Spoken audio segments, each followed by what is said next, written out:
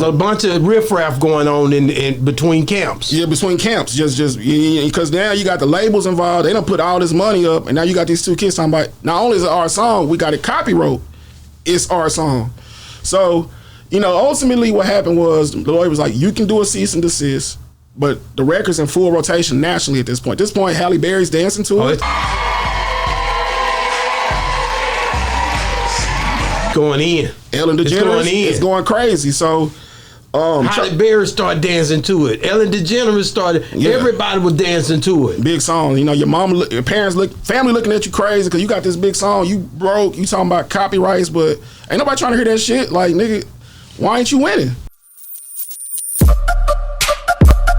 Yeah, we on Boss Talk 101. Yeah, we gonna talk. Wait a minute. You just mentioned Halle Berry. That song had a lot of controversy with it. It did. That was a song you did the beat. Me and Superstar did the beat together. You and Superstar did the beat. It was some mess went on with that song. It was DeRoe. DeRoe was in that situation. Yes. It was his song, or whose song was it? It was Superstar's song. We were all. But Superstar, did they had a verse on there? Yes. Okay. And Superstar is the hook. That's him to this day. That's the hook. Halle Berry. All that's Superstar. Halle Berry. All that's Jamal. That Superstar. nigga jamming like hell. I'm throwing niggas real government names out there. That's Chris, Fat Pimp, Jamal, Superstar. You know what I'm saying? But yeah, that's Super on the verse, on the hook, on everything. So it's his move. Even the beat. He had a skeleton of the beat, and he was like, hey, Q Smith, I want you to help me co-produce this. I'm a fan of your drums. I'm a fan of your mixing. I want you to turn this up. I got this idea. Everything Halle Berry is 100% Jamal Parker. You know what I'm saying? Okay. The creation of it. You know what I'm saying? He came to us. We were older than him. We had a platform. He's like, I want y'all to help me mix, master, promote it, put it out, make it better, make it professional. What did you bring to the table on the song? Man, on the beat, what did you do to it? I did the drums, the hi-hats, which one? Boom, boom, boom, boom, the 808s. You bringing that boom, boom, boom. The snare rolls, mixing it, and everything he had. I was a big analog guy. Like, I played instruments. So he was kind of a software guy. Yeah. So I would patch his sounds with my analog sounds and make it sound just everything bigger. And then the main thing, even after producing it, I A&R'd it. You know, so when they go dun dun dun dun dun dun dun dun dun. That's you. Yes, sir. And then all the hi-hats, the snare rolls, all of that. I added more boogie on top of his boogie concept. Okay. He had it, and I just put a lot more sauce. What did he say when he heard it? He flipped out. What did he say? He was like, "This is exactly what I wanted you to do." He was like, "This is perfect. It's a perfect marriage. Let's do it. Let's go crazy." So, okay, now y'all take it. How does DeRoe come into the mix? So I do the beat. I said, man, what you need, DeRoe, at this time, I was like, we got to put DeRoe in the second verse. Like, it was my call. I was like, listen, bro, you are from Killeen. DeRoe is from Dallas. At this time, he's not going to no Dallas clubs. He's just a student. He's going in Killeen. He's back home, but hasn't translated to the city of Dallas yet. It's on the campus of Prairie View.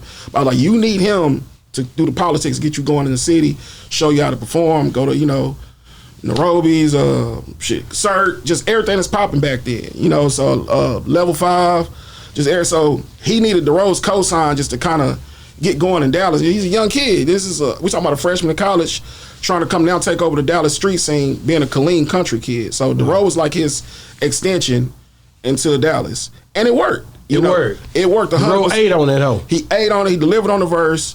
Not only that, as a college kid, I serviced it. I put all my money, pressed up thousands of CDs, and we came back home to Dallas to K104. Bebe heard the song. This is still an underground song. And this is how much love the city showed us. Bebe heard it. He played it one time on the traffic jam, 5 o'clock. Okay. It's either Steve Nice, the PD back then, called us in the office, like, man, we proud of y'all. We like what y'all doing with this record. We gonna throw it in rotation. No money, no nothing, just no politics, no record deal. We see the impact of the record. We're going to put it in rotation. At this time, that's DeRoe, Jamal, Superstar, Q Smith on the beat. That's the version of Halle Berry. So it was in rotation before Hurricane Chris got on there. So that's Wait a minute. Okay, so now you jumped on the Hurricane Chris. Okay. You can't just jump on that. It's a lot to lead to that. It's a lot to lead to that. You're right. Y'all, is the song hot at that time? It is. Let's be real. It is blazing hot. It's in full rotation. Well, what do we need Hurricane Chris for? So Superstar needed his own management. At that time, I didn't realize I was doing management duties, we looked at the stuff at where we were. You're a producer. Yeah. Dero, you a rapper. But I need a manager. You know, as a superstar, he needs his own team. So he chose to sign with Playing Skills. Gotcha. Shout out to Playing Skills. Shout out to Playing Skills. Yeah, he chose to sign with Playing Skills. And when he signed with Playing Skills, they were like, hey, this record has reached its peak as it is. Hurricane Chris had a deal. They were looking for him a song. And him and his team made the decision to add Hurricane Chris. At the time, they offered the opportunity for me and Dero to, quote unquote, sign with them and whatnot. Dero wasn't trying to do that at that time, you know, and I was just supporting Dero. I'm a producer. So he chose like, hey, you know, he knew he had the Walk That Walk, different records. He's like, I'm not gonna sell myself short and getting the deal right now. Well, if you ain't gonna sign with us, can't be a part of this situation. And boom, you know, it just split at that point. How much did because here's where it gets tricky at. To bring a song up that far and then say you're not a part of it no more. How much of a friction did that cause? Huge. Man, you know, we were hurt. Could you put all this work? Because okay, so do you get cut out the deal all the way? Your money, your production, do they not? So they didn't pay you nothing? Nah, they took my tag off the song. Like I had like Q Smith on the beat, that's me. Bum, bum, bum, bum. They took the whole Q Smith part off. How much did that hurt you? Oh man, as a 22-year-old kid, you know what I'm saying? That's everything, you know? So it almost will make you not want to produce. You know, like, man, what's it for? You get to the top, you get to the pinnacle. And it's like, what? Well, for what? For somebody to come take it from you, or you got to get gangster go. And you didn't have nothing in paper saying that was yours. I did. So back then, this is pre-social media. Correct. So we copywrote the song. We sent it off we mailed it. All paid our name. We all copywrote it together as a threesome, as a rap group. Wow. So I'm telling everybody like, hey, y'all can't do this. We got it copywrote, but. Back then, it was kind of like, I guess people wouldn't get on the internet checking the copyright. They was waiting for it to come back in the mail. That's right. You know, just wait for it to populate. And so in that process, they ran. Because at the end of the day, I'm just a producer. They did sign the person that wrote the song. So in their mind, he wrote it. Whatever you did with the beat, y'all did it together. So we got 75% of the song here. Nigga, fuck y'all. You know, so many words, not like that, but we don't need y'all. Yeah. So legally, they had enough of the intellectual property. They felt like they could just do something with it. They pretty much bullied y'all.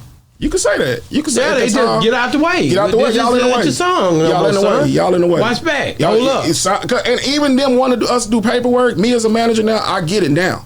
I'm not about to take this entity to Atlantic with some people that's not on documentation. That's right. That's right. And get all these Jewish people involved, and then for to come bite me in the ass 6 months later because y'all didn't want to do no paperwork. So we all have to get on this document to let the song get to the next level. Obviously, we looking at it like it's already at the next level. Yeah.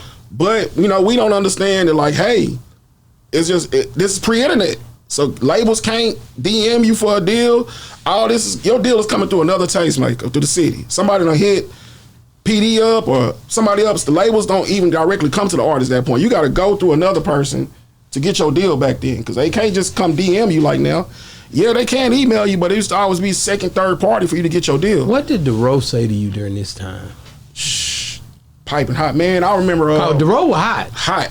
He was hot, but he understood the importance of that song. But he had others. He had Walk That Walk. That's what I'm saying, because he had Walk That Walk. And this is paint job. So he had Walk That Walk, and he knew I got something else going, but he knew how big this was. Dero's whole thing is like, hey, let's stay independent.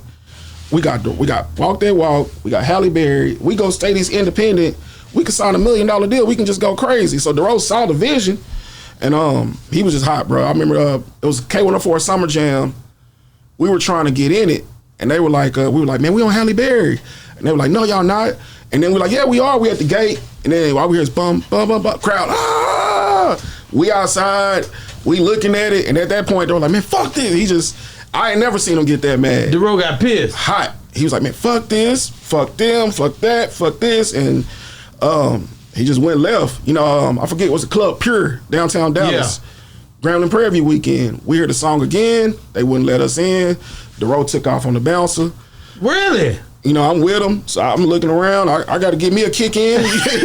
You know what I'm saying? He upset because of his song. Yeah, it's just hot. Yeah, because it's like I don't work hard for this, and like anybody would be. And you know, I don't want to kill a nigga, but I ain't no killer, but don't push me. You know what I'm saying? Like you know, so it's like you just watch everything you work for, but you do got a bullet in the chamber.